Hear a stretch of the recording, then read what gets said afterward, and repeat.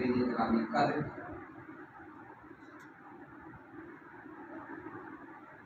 اللہ رب العزت نے جو فرمایا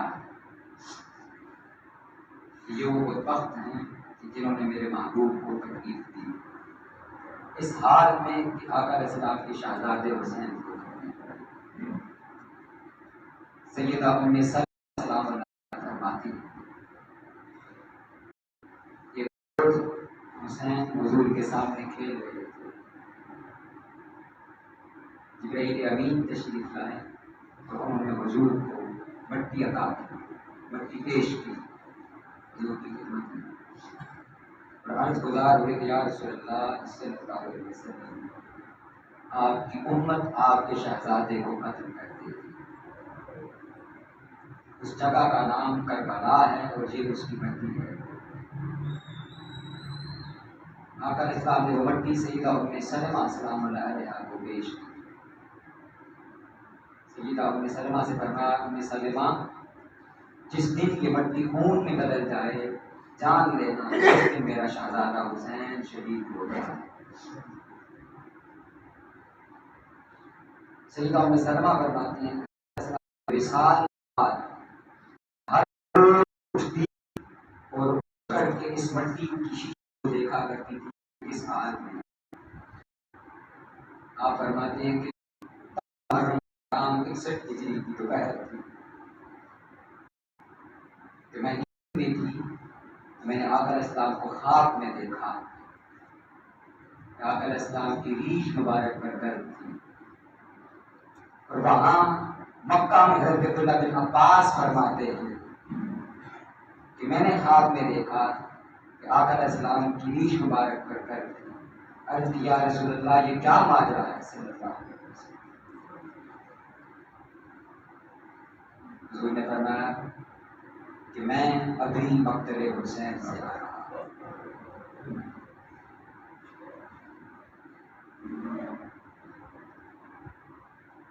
یا رسول اللہ یہ آپ کے دست اقدس میں کیا ہے؟ حضور نے فرمایا یہ میرے شہزادے حسین اور اس کے ساتھیوں کا خون جو میں دن بھر اس بوتل کے اندر اس شیشے میں جمع کرتا رہا۔ سیدہ ام سلمہ سلام اللہ علیہا فرماتی تھی کہ میں جو ہی اٹھی میں نے دوڑ کر کے تو وہ شیشے وہ خون میں بدل چکی تھی۔ میں نے کہا کہ آج کے دن رسول کا شہزادہ حسین کربلا میں شہید ہو چکا ہے۔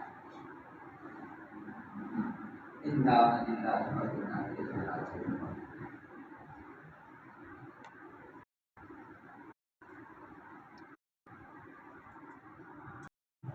تم میں سے کوئی شخص اس وقت تک مومن نہیں ہو سکتا جب تک کہ میں اسے، اس کے والدین، اس کی اولاد اور ساری کائنات سے بڑھ کر محبوب نہ ہو جاؤں۔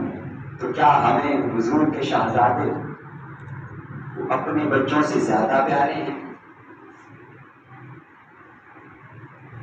ہمیں ہماری خوشیاں، ہمیں ہمارے غم وہ حضور کے غم سے زیادہ پیارے اور عزیز ہیں؟ سورہ احزاب کی جو میں نے آیت مبارکہ تلاوت کی، اللہ رب العزت نے فرمایا ان الذین یؤذون اللہ ورسولہ لعنہم اللہ فی الدنیا والآخرہ وأعد لهم عذابا مہینا۔ وہ لوگ بے شک وہ لوگ جو اللہ اور اس کے رسول کو ایذا دیتے ہیں۔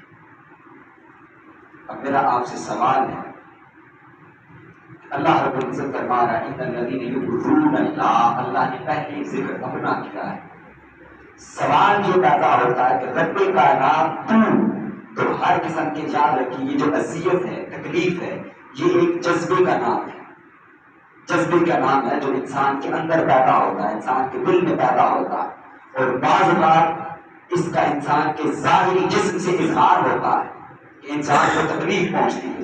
وہ تکلیف دو طرح کی ہو سکتی ہے، ایک تکلیف ظاہری ہوتی ہے کہ انسان کو ظاہری طور پر کوئی زخم لگے تو انسان کو اس سے اذیت اور تکلیف پہنچتی ہے، اور ایک انسان کو کسی بات سے، کسی جذبے سے، اس سے انسان کو غم اور تکلیف اور اذیت پہنچتی ہے۔ رب کائنات تو جسم سے پاک ہے، تو جذبات سے پاک ہے، تو کہتا ہے کہ لوگ تجھے اذیت دیتے ہیں۔ سوال یہ ہے کہ اللہ رب العزت کو اذیت کیسے دی جا سکتی ہے؟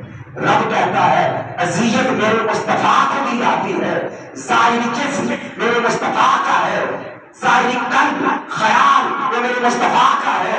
ارے کوئی شخص میرے مصطفیٰ کو تکلیف دیتا ہے تو میرے مصطفیٰ کو تکلیف دینا یا حقیقت میں خدا کو تکلیف دینا ہے۔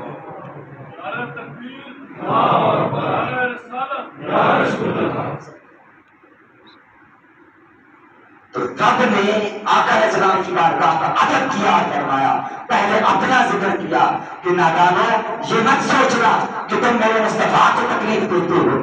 اور اس آیت کا شان نزول دیکھیے کہ کیا ہے، وہ اذیت کیا ہے، اذیت کیا ہے؟ وہ اذیت یہ تھی، تکلیف یہ تھی کہ آقا علیہ السلام کے گھر میں دعوت پر اگر لوگ آئے صحابہ کرام رضوان اجمعین تو یہ ان کو یہ باتیں تو پہلے سے تو معلوم نہیں تھی۔ اللہ رب العزت نے قرآن میں اس کی تعلیم دی ہے، تلقین کی ہے۔ کچھ لوگ وہ دعوت کھانا تیار ہونے سے پہلے آ گئے تو آقا علیہ السلام کا وہ گھر وہ بہت بڑا محل تو تھا نہیں، وہ مسجد نبی کے ساتھ متصل کاشانہ اقدس کے چند حجرے تھے، تو وہاں پر فرمائے آقا علیہ السلام کو اس بات سے تکلیف ہوئی کہ میری ازواج بھی موجود ہیں، میرے اہل بیت موجود ہیں یہاں پر، اور ان کے سامنے یہ آباد تشریف فرمائے، ایک یہ وجہ۔ اور پھر بعد ازاں کھانا کھانے کے بعد وہ بیٹھ کر گفتگو میں مشغول ہو گئے، جیسے ہم کسی بھی اپنے دوست کے گھر جاتے ہیں تو کھانے کے بعد گفتگو کرتے رہتے ہیں، جاری رہتی ہے، بات چیت جاری رہتی ہے۔ اللہ رب العزت قرآن میں فرماتا ہے کہ میرا محبوب وہ تم سے حیاءً اس بات کا اظہار نہیں کرتا کہ تم سے یہ بات وہ خود کہے، لیکن میں رب تو اس کا محتاج نہیں ہوں، میں اپنے مجھ سے میرے محبوب کی یہ اذیت دیکھی نہیں جاتی۔ میں تم سے کہتا ہوں جب کھانا کھا چکو تو پھر میرے محبوب کے در کو چھوڑ دیا کرو، اور ان باتوں سے فقط چند لمحے زیادہ بیٹھنے سے میرے مصطفیٰ کو تکلیف ہوتی ہے۔ تو وہ حسین جو میرے آقا کے سینے اقدس پر بیٹھا کرتا تھا، آقا علیہ السلام کی داڑھی مبارک سے کھیلا کرتا تھا، آقا علیہ السلام کے زبان مبارک کو چوسا کرتا تھا، آقا علیہ السلام کے لب نازنی کو چوما کرتا تھا، اس حسین کو کربلا میں پیاسا رکھا گیا تو میرے آقا کو کیا اس سے تکلیف نہیں ہوا ہوگی؟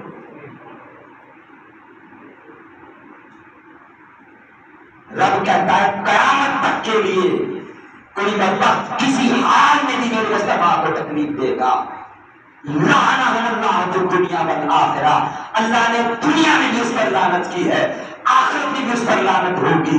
وَأَعَدَّ لَهُمْ عَذَابًا مُهِينًا، ایسے بدبختوں کے لیے اللہ رب العزت نے انتہائی دردناک عذاب تیار کر رکھا ہے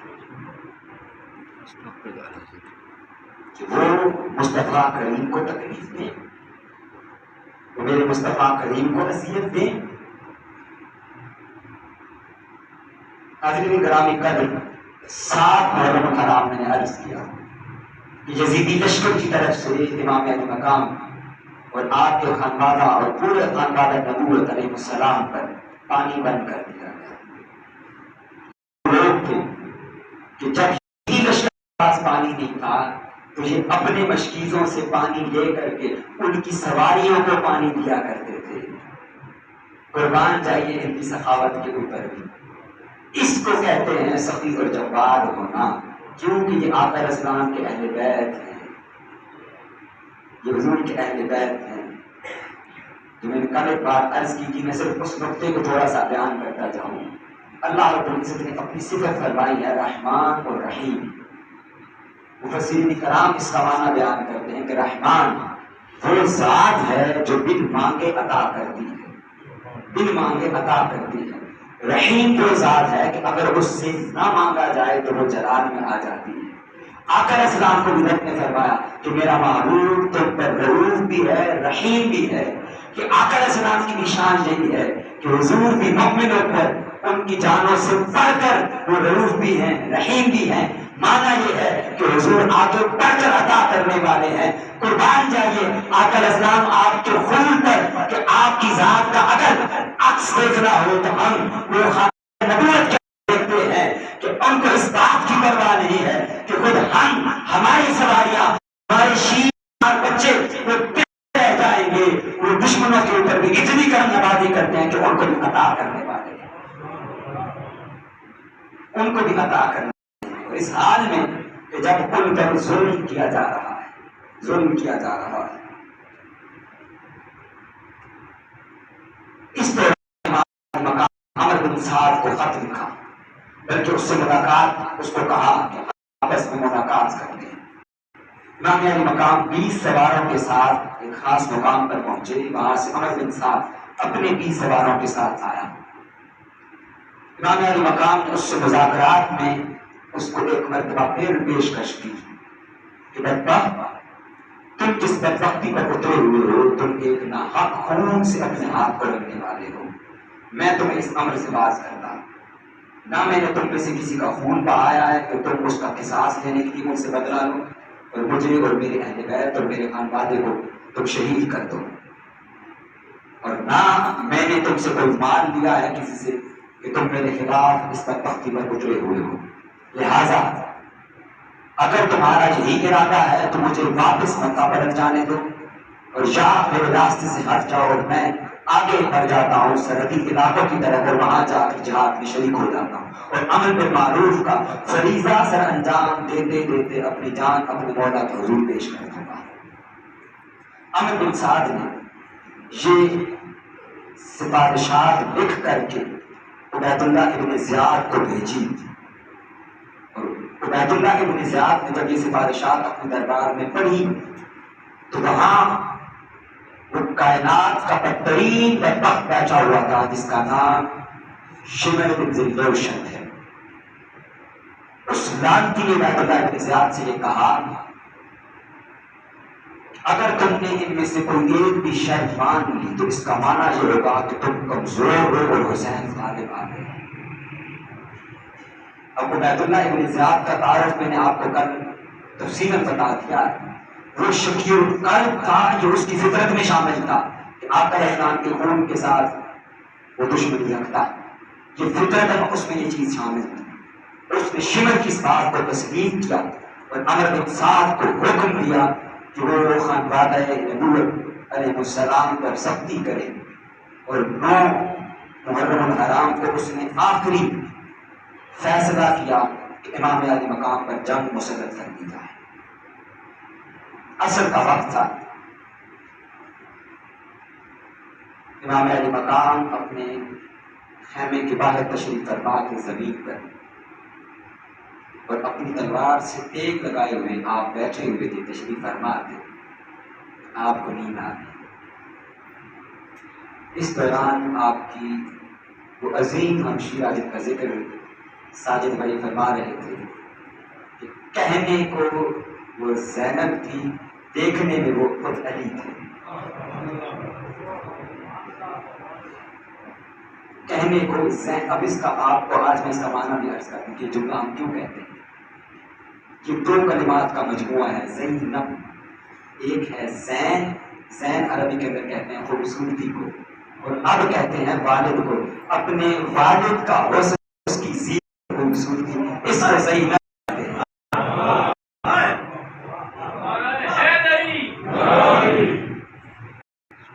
چاہتے ہوئے بات ہو چکی ہے تو آپ کوفہ کے اندر یہ مشہور ہوا تھا کہ ایک نوجوان خاتون وہ ایسا عظیم درس قرآن دیتی ہے کہ لوگ دم بخود ہو کر کے اس کو سنتے ہیں. حضور مولا کائنات تک جب یہ بات پہنچی کہ آپ کی شہزادی وہ اتنا عظیم درس قرآن دیتی ہے, تصور کیجیے حکمہ اور مدینۃ العلم کا دروازہ اور باب حضور مولا کل کائنات آپ تشریف لائے اور دروازے سے پیچھے کھڑے ہو کر کے کان لگا کر کے اپنی شہزادی عقیلہ بنی ہاشم سیدہ زینب سلام اللہ علیہ کا درس قرآن وہ کان لگا کر کے چھپ کر کے خود سنتے رہے.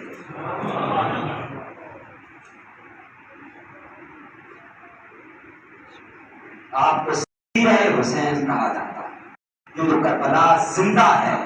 اقبال نے کہا کہ حدیث عشق دو باب است جبکہ حسین رقم ودی کرے زینب، کہ حدیث عشق کے دو باب ہیں، دو چیپٹرز ہیں، ایک حسین نے لکھا ہے اور اس کی تکمیل وہ سیدہ زینب سلام اللہ علیہا۔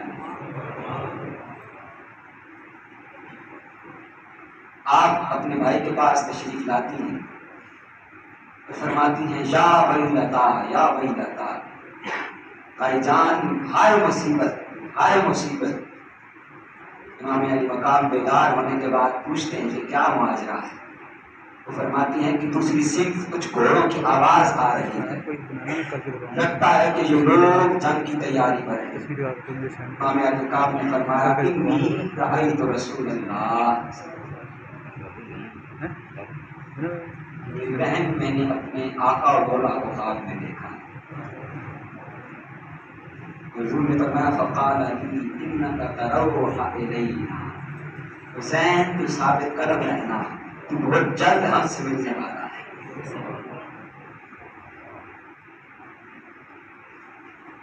امام علی مقام نے حضرت سیدنا عباس انزلدار علیہ السلام کو بلایا اور ان سے فرمایا کہ جاؤ ان لشکریوں سے پوچھو کہ ان کا کیا ارادہ ہے۔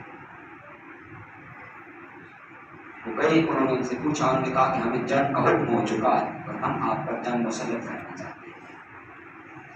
امام علی مقام نے ان سے کہا کہ بھائی عباس ان سے کہو کہ ہمیں ایک رات اور دے دیں، ہم آج کی رات اپنے رب کو اور راضی کرنا چاہتے ہیں۔ امام علی مقام نے اپنے تمام ساتھیوں کو جمع کیا اور آپ نے ان سے خطاب کرتے ہوئے فرمایا کہ اے میرے دوستو، تم نے میرا ساتھ نبھانے کا حق ادا کر دیا ہے، مجھے تمہارے اوپر کوئی شکوہ و شکایت نہیں ہے کہ آج کے دن تک جتنی مجھ پر سختیاں کی گئی ہیں تم میرے ساتھ ثابت قدم ہو، اور تمہیں یہ بھی خبر ہے کہ آگے ماجرا کیا پیش آنے والا ہے۔ یاد رکھ لو یہ لوگ میری جان کے دشمن ہیں اور یہ اس سے پیچھے ہٹنے والے نہیں ہیں۔ میں حسین تمہیں اجازت دیتا ہوں کہ تم لوگ اپنی جان یہاں پر نہ پیش کرو اور گھروں پر واپس لوٹ جاؤ۔ اللہ کی قسم مجھے تم میں سے کسی ایک پر بھی شکوہ نہیں ہوگا، قیامت کے دن میں تم میں سے ایک ایک کی اپنے نانا کے حضور شفاعت کروں گا، شفاعت کروں گا۔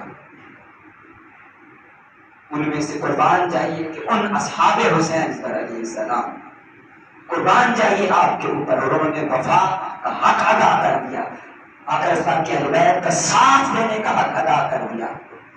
وہ کہنے لگے کہ ہم ایسے نہیں ہیں کہ ہم گھروں کو لوٹ جائیں اور اپنے گھر والوں کے ساتھ چین کے ساتھ سکھ کے ساتھ بیٹھے رہیں۔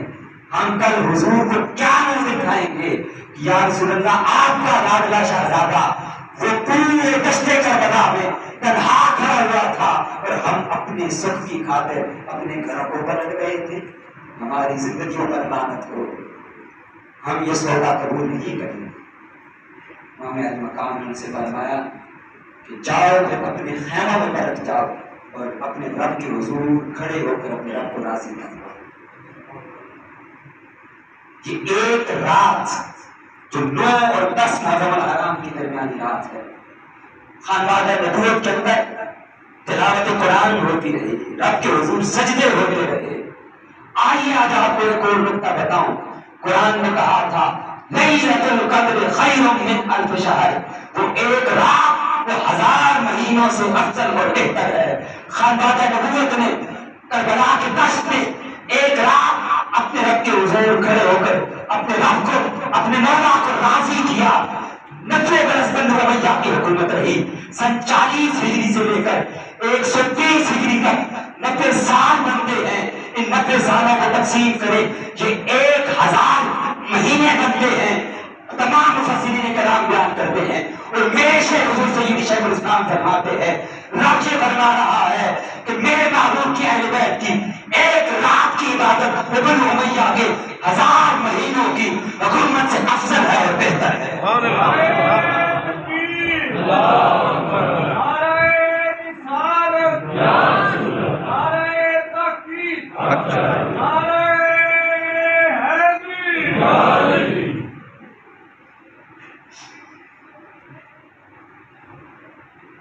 10 محرم الحرام کا سورج طلوع ہوتا ہے. امام علی مقام اپنے رب کے حضور ایک بہت خوبصورت دعا فرماتے ہیں. میں وہی کلمات پڑھنا چاہوں گا جو میرے سامنے لکھے ہوئے. آپ گھوڑے پر سوار ہوئے اور قرآن مجید منگوا کر آپ نے یہ کہنا شروع کیا. فرمایا اے باری تعالیٰ ہر مصیبت میں تو ہی میرا سہارا اور ہر تکلیف میں تو ہی میری امید ہے. تمام حوادث میں تو ہی میرا مددگار اور حارس ہے. بہت سے غم ایسے ہوتے ہیں کہ جن میں دل بیٹھ جاتا ہے اور ان غموں سے رہائی کی تدبیریں کم ہو جاتی ہیں. دوست اپنے ساتھ چھوڑ جاتے ہیں, دشمن اس سے خوش ہوتے ہیں. اولاد لیکن ایسے ہر وقت میں نے تیری ہی طرف رجوع کیا ہے اور تجھی سے اپنا درد دل کہا ہے. یہ آقا اسلام کی تربیت حضور کا خون ہے کہ اس لمحے تک بھی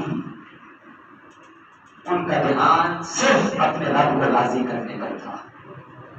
وہ اس دھیان میں تھے کہ ہمارا رب ہر حال میں ہم سے راضی رہے. یہ قربانی بھی انہیں کم لگتی تھی کہ ہمارے رب کی رضا کی خاطر یہ قربانی بھی کم ہے. حسین آپ کی بارگاہ کے اندر لاکھوں لاکھوں کروڑوں سلام پیش کرتے ہیں. فرماتے تیرے سوا کسی اور سے کہنے کو دل نہ چاہا.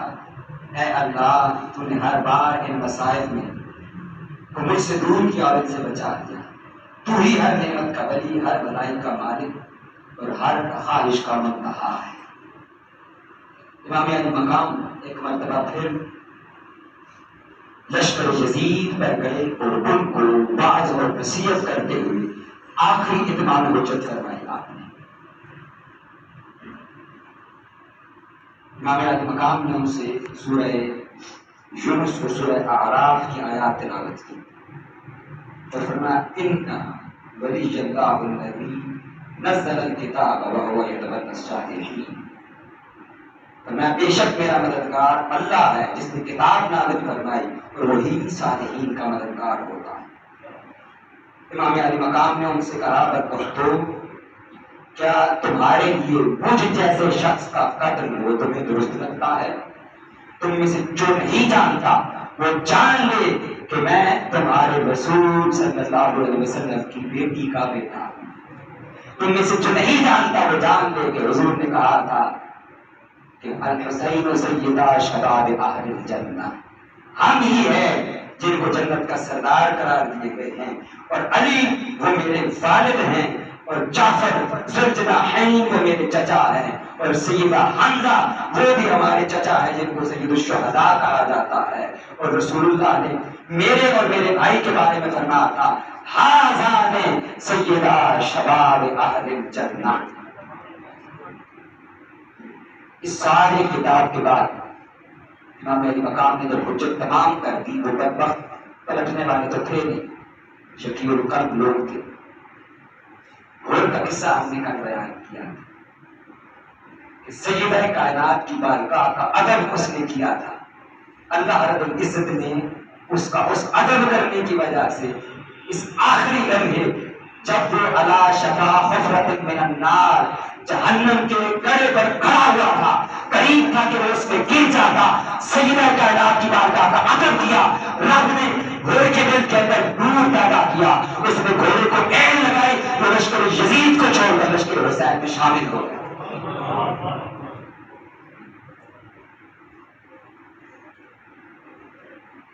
اور امام علی مقام کی خدمت میں حاضر ہوا اور کہا حضور یہاں تک پہنچانے میں آپ کا میں مجرم ہوں اور میں آپ کی بارگاہ سے معافی کا طلبگار ہوں اور میرے جرموں کی پاداش میں میں معافی چاہتا ہوں کہ آپ کے لشکر کی طرف سے پہلا تیر وہ غر بن یزید ہی پھینکے گا.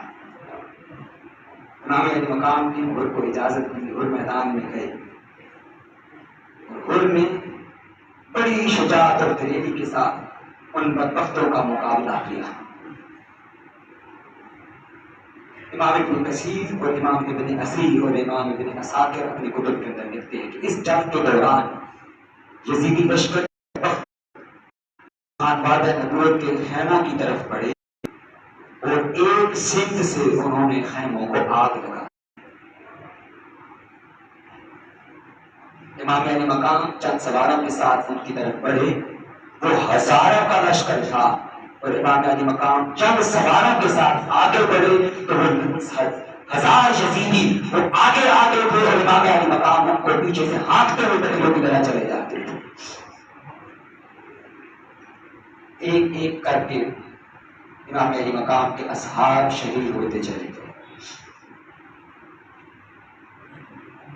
آپ کے سب سے بڑے شہزادے ہم شکل مصطفیٰ صلی اللہ علیہ وسلم سیدنا علی اکبر نے درخواست پیش کی کہ بابا جان اب مجھے اجازت دیجیے۔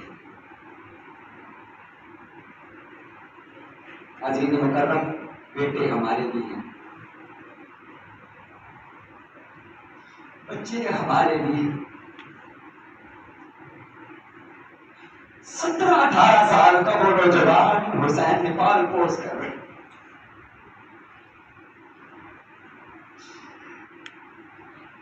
تو جس کو دشمن بھی دیکھتے تھے تو کہتے تھے کہ یوں لگتا ہے کہ خود مصطفیٰ آ گئے۔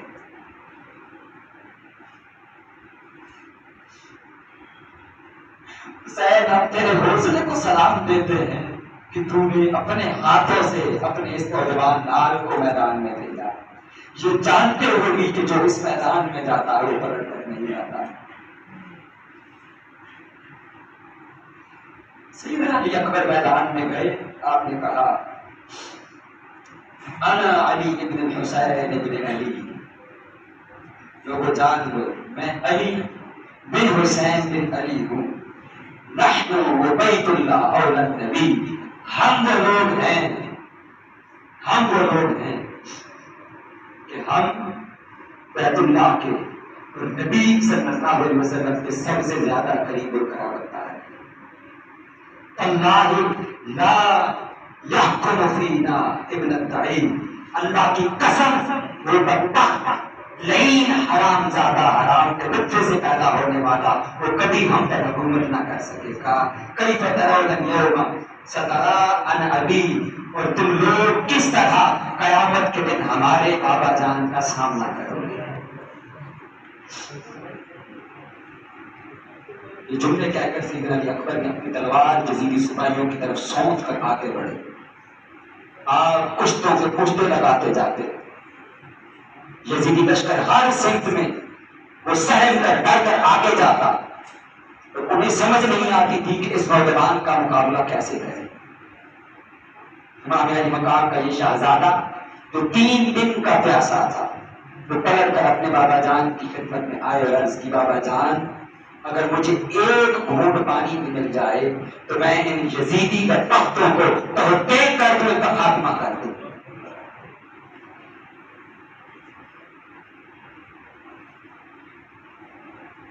وہ لوگ جنہوں نے اپنے ہاتھوں سے کوثر پیدا کی ہے وہ حسین علی اکبر سے کہتے ہیں کہ میرے شہزادے میرے پاس پانی موجود نہیں ہے۔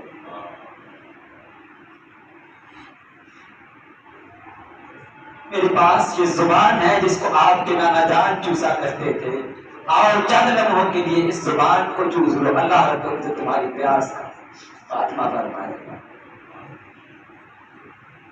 سیدنا علی اکبر نے دوبارہ زبان چوسی، آپ میدان میں تشریف لے کر کے پھر اسی طرح یزید بدبختوں کو تحقیق کرتے رہے، لیکن شدت پیاس سے نڈال ہو کر آپ زمین پر تشریف فرما ہوئے۔ یزیدی جب بعد آپ پر حملہ آور ہوئے اور ایک نیزہ آپ کے سینے میں لگا، سیدنا علی اکبر نے کہا ادرکنی یا ابا، بابا جان میری مدد کو پہنچیے گا۔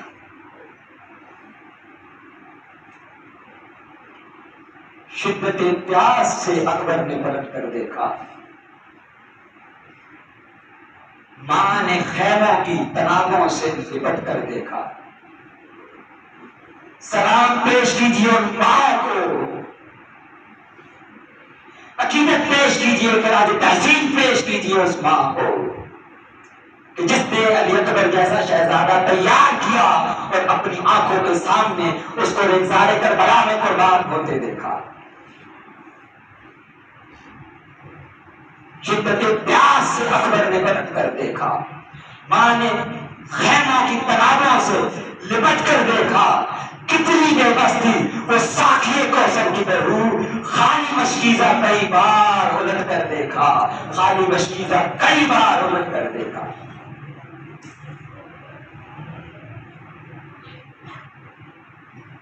امام علی مقام توڑ کر تشریف لے کر کے گئے, اپنے شہزادے کو اپنی باہوں میں لیا.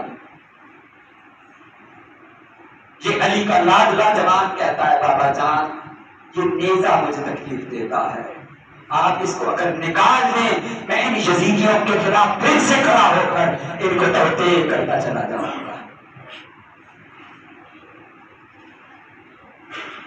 امام علی مقام نے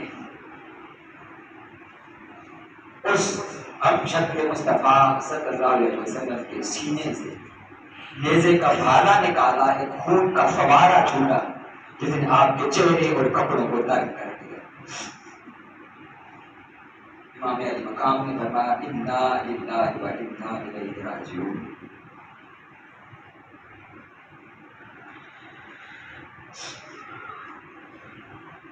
امام علی مقام پلٹ کر خیموں میں تشریف لائے تو آپ کے برادر اکبر سیدنا امام حسن علیہ السلام, آپ کے شہزادے حضرت قاسم بن حسن اپنے چچا کی بارگاہ میں خدمت گزار ہوتے ہیں کہ چچا جان اب باری ہے کہ ہمیں خدمت کا موقع دیا جائے. اور حضرت قاسم کے حسن کے بارے میں خود دشمن لشکر کا شخص کہتا ہے کہ جب وہ گھوڑے پر سوار میدان میں آیا تو ہمیں لگا جیسے چودھری کا چاند ہمارے سامنے نکل آیا.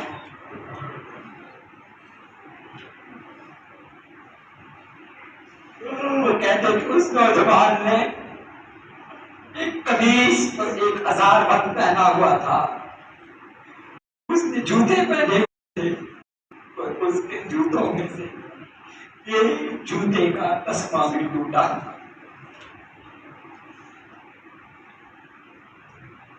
یہ کل کائنات کے مالک ہیں یہ لوگ, کل کائنات کے مالک ہیں یہ لوگ. یہ کائنات پر تکلیف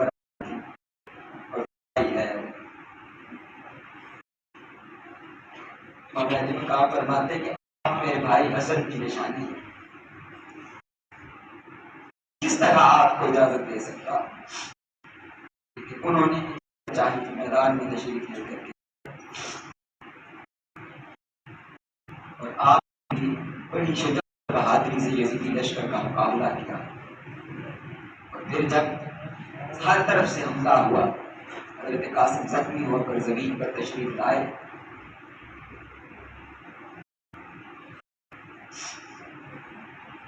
تو ایک بدبخت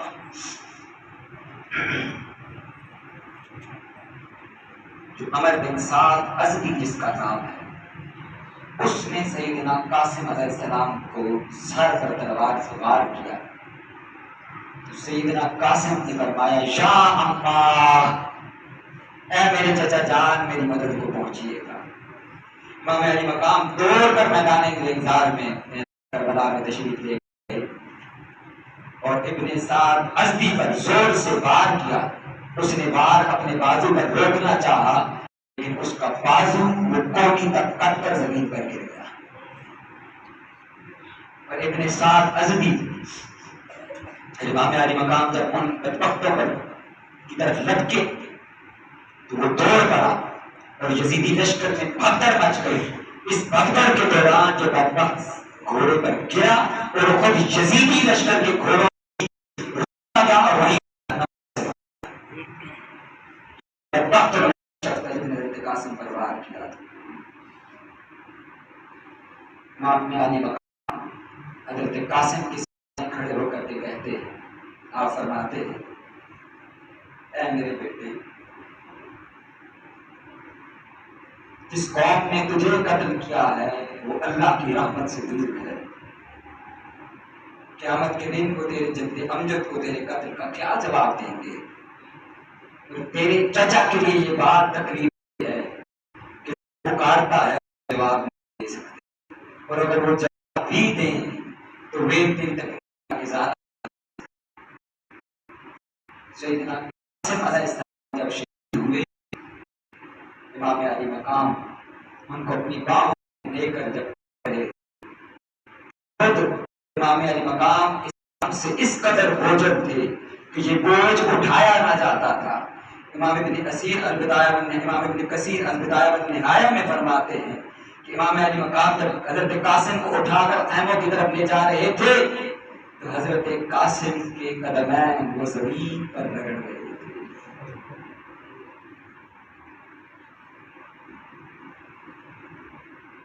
اللہ اکبر۔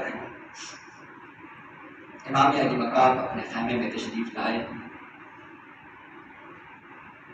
آپ نے اپنے سب سے چھوٹے شہزادے سیدنا علی اصغر علیہ السلام کا بوسہ لیا۔ آپ اپنے اس قرض شہزادے کا بوسہ لے رہے تھے تو ایک بدبخت اس نے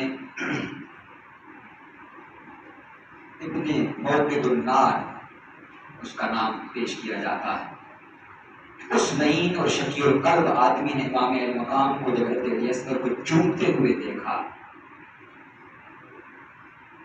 تو اس نے تیر چلایا سیدنا علی اصغر علیہ السلام کی طرف، حضرت علی اصغر کی طرف سے ہوتا ہوا امام علی مقام کے بازو کے اندر بے واسطہ ہو گیا۔ میں سوال کرتا ہوں لوگوں سے، میرے آقا حضرت ام سلمہ فرماتی ہیں، عبداللہ بن عباس فرماتے ہیں، ریگزار کربلا میں سارا منظر کھڑے ہو کر دیکھ رہے تھے اور حضور کے چشمان کے سامنے آقا حضرات کے شہزادوں کے ساتھ یہ معاملہ پیش آ رہا تھا۔ رب کہتا ہے ان الذین یؤذون اللہ ورسولہ لعنہم اللہ فی الدنیا والآخرہ، لعنت ہو لوگوں پر کہ جنہوں نے میرے مصطفیٰ کو تکلیف دی، حسین کو تکلیف دے کر۔ امام علی مقام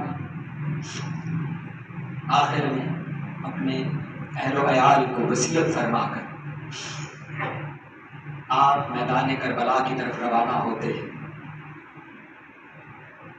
آپ جب گھوڑے پر تشریف فرما ہوتے ہیں، گھوڑے کو ٹیڑھ لگاتے ہیں، آپ کا گھوڑا چل نہیں وہیں رہتا ہے۔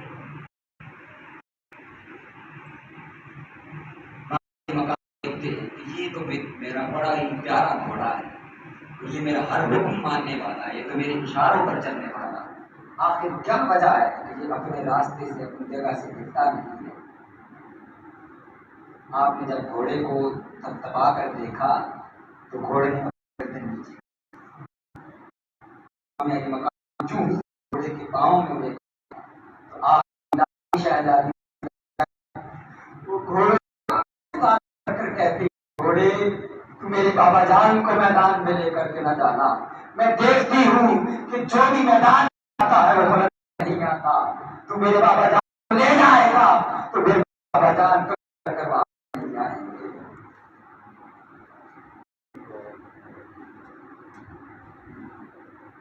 حسین سلام آپ کے حوصلے کو، حسین سلام آپ کی استقامت کو، حسین سلام آپ کے صبر کو۔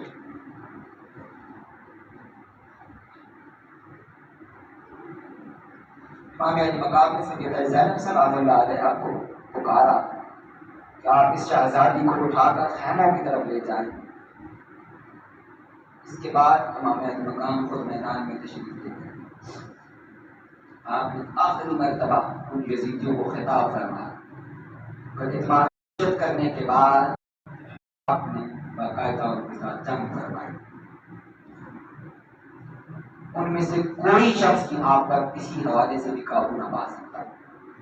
وہ جس طرف سے آتے امام علی مقام جو ہی ان پر حملہ آور ہوتے وہ بدبخت آگے کی طرف دوڑنا شروع کر دیتے. اب یہ سارا ان کے لیے پریشانی کا باعث تھا. ان بدبختوں کو کچھ نہ سوجا تو وہ آقا اسلام کی اہل بیت کے خیمہ کی طرف دوبارہ دوڑے تو حسین کو اس انداز سے کیا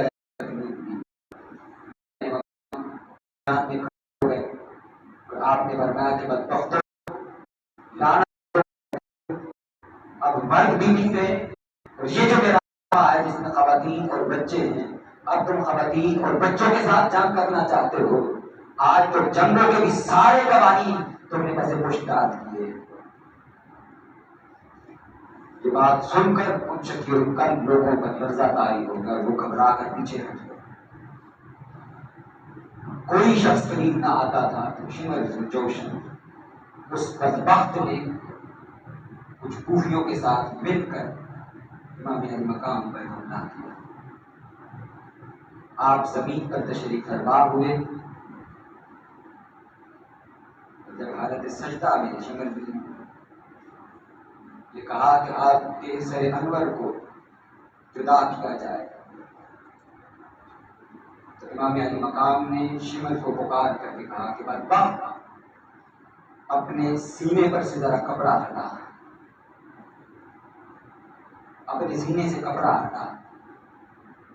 اس نے جو ہی کپڑا ہٹایا امام علی مقام نے کہا صدقت یا رسول اللہ صلی اللہ علیہ وسلم.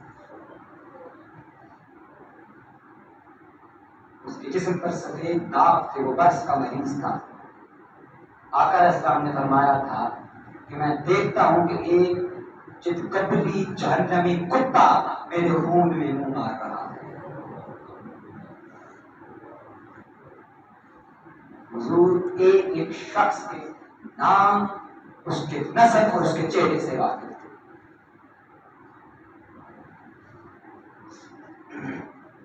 امام علی مقام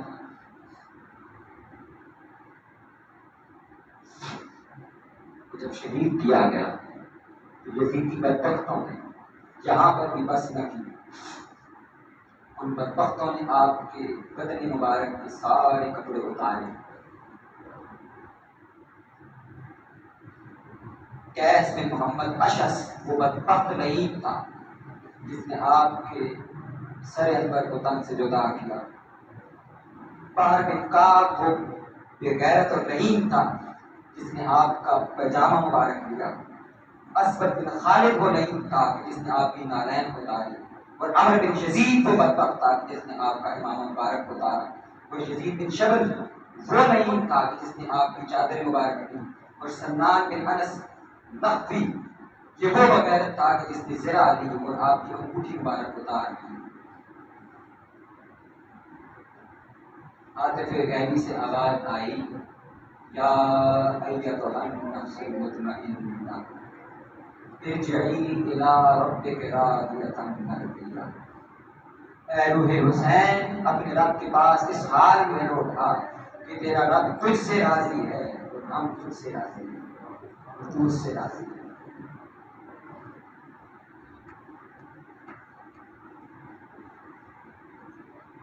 آج لوگ کہتے ہیں یہ ایک خاص میں ڈرامہ رچا ہے کہ وہ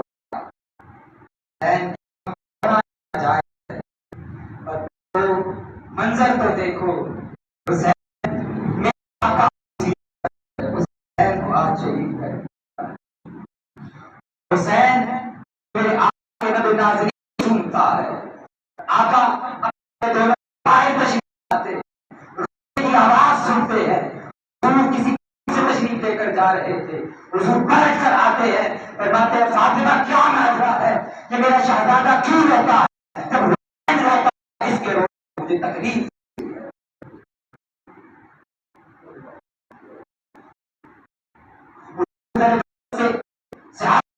باہر تشریف دیکھا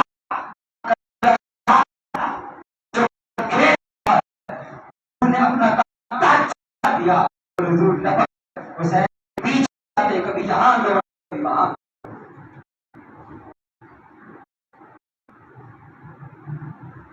یا رسول اللہ تھے، لیکن آج ہم یہ عہد کرتے ہیں کہ رہتی زندگی ہم آپ کی اہل بیت کے ڈنکے بجاتے رہیں گے اور دنیا کو بتاتے رہیں گے حسین کل بھی زندہ تھا، حسین آج بھی زندہ ہے، حسین قیامت تک کے لیے ہمیشہ ہمیشہ کے لیے زندہ رہے گا۔ نعرہ تکبیر، نعرہ رسالت، نعرہ حیدری، حیدری،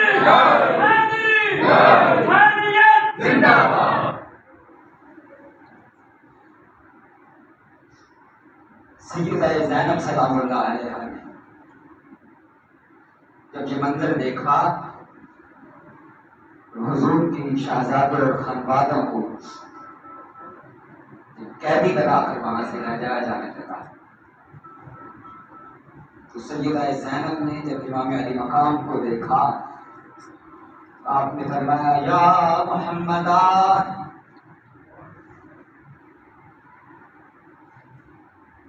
یا محمد صلی علیک الملائکۃ السبع، یا رسول اللہ آسمان کے فرشتے آپ پر درود بھیجتے ہیں۔ ھذا الحسین بالعراء، یہ آپ کا حسین ہے جو بے گھوڑوں کفن کے لباس اتباع، جو خون کے اندر موجود ہے، مکمل ادا، اس کے جسم ہر کو ٹکڑے ٹکڑے کر دیا۔ یا محمد یا فبلادک سوایا وذریتک قتلہ، آپ اور آپ کی ذریت اور آپ کی شہزادیوں کو آج بنا دیا ہے، اور آپ کو شہید تصویر علیہ الصبا، اور اس میں ان کے جسموں کو چھو کر کے جا رہی ہے۔